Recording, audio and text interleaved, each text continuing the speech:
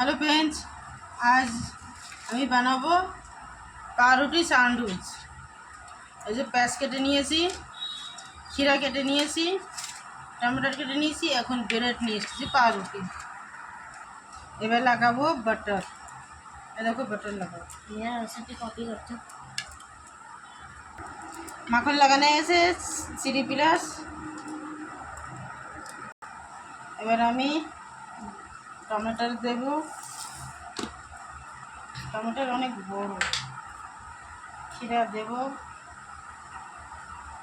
পেঁয়াজ দেব।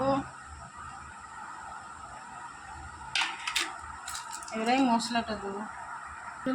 স্যান্ডউইচ বনে গেছে, এবারে কেটে দিই।